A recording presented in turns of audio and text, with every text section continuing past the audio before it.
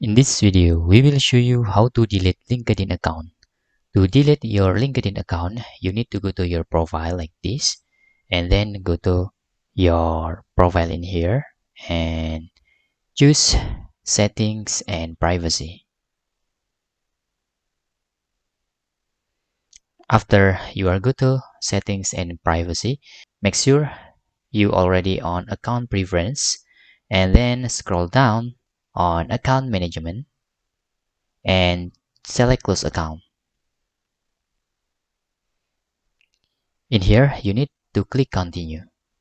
And in here, you need to tell to LinkedIn what the reason you need to delete your account. And for example, I'm receiving unwanted contact and click next.